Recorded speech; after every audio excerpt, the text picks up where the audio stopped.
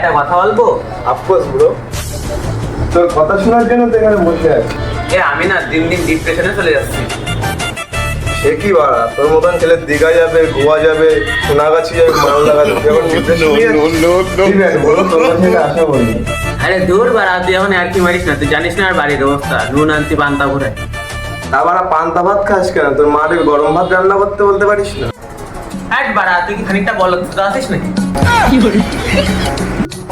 তখন তো বলতিস আমার সংসারের অবস্থা ভালো না, টাকা পয়সার অভাব, তুই তখন কি বাড়া বাড়া করতেছিস? এটা তো পরিষ্কার করে বললেই হয়, নুন আনতে পান্তা ফোড়াই, তেল আনতে বাল ফোড়াই। আরে বাল ছাল করে বললে ভাই, আমি তো তোর বন্ধু, তুই তো ভালোভাবে বলবি আমার সাথে, তারপরে তো আমি সমাধানটা করবো। কোনো কাজ বাজ করতে পারি না বলে 3 বেলা খাবারের সাথে বাবার গালাগালি খাই 5 বেলা। বাবা বলেছে যেদিন আমি টাকা কামাতে পারবো সেই দিন যেন ওনার মুখ দেখা। ও, তোর বাড়ির থেকে তাড়িয়ে দিয়েছে? আরে হ্যাঁ বাড়া। ও, এ তো বাড়ির সাংঘাতিক ঘটনা। এবার কোথায় থাকবি? ভাবছি কোথায় যাওয়া যায়। তাহলে এক কাজ কর, তোর বাড়ি কয়েকদিন থাকতে দে, পরে কাজ বাজ পাইলে চলে যাবি। ঘোর বাড়া, এটা কখনো হয়? আমার বাড়ি তো ঠিক মতো নামারই জায়গা হয় না। চাস তাহলে তুই বিনা অক্সিজেনে মারা যাবি। আমি করবোটা কি, বিশাল সমস্যায় পড়ে গেলাম। তোর জন্য ভালো একটা সমাধান আছে। সেটা কি? তুই একটা বিয়ে করে নে। আসুদা আমার এই মানা, এমনি কাজ বাজ করি না বলে বাড়ি 5 বেলা গালাগালি শুনছি, তারপরে বিয়ে করলি তো ওরা বাড়ি মারধর হয়ে যাবে।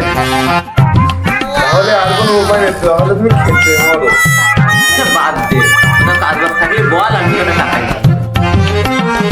একটা প্রচুর আছে ভাই, তুই এই বয়সে এইসব জিনিস নিস না। কারণ এখন আমাদের উড়ার বয়স, এই বয়সে এইসব সমস্যা ওদের ঘোরার মতো। এখন এইসব সমস্যা আসবে, এইসব সমস্যা এড়িয়ে চলতে হবে। এখন এইসব নিয়ে ভাবিস না, গাজা খা, চিল কর। ভাবছি এইসব বাজে জিনিস আর খাবো না। তুই গাজারে বাজে জিনিস করছিস? গাজারে অসম্মান করা মানে বাবা মহাদেবকে অসম্মান করা। এই নে ধর।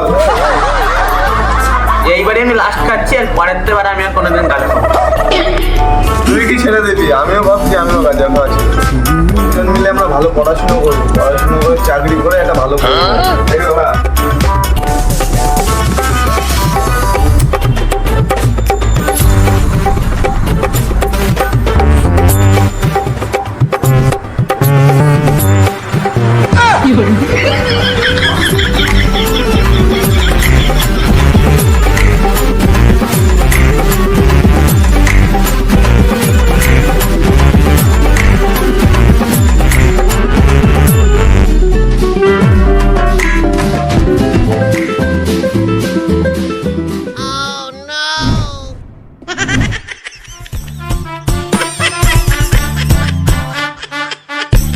ওরে বোকা সুদা, তোর বাড়ি গোগো দেখার বয়সে এখন তুই গোগো টানতেছে?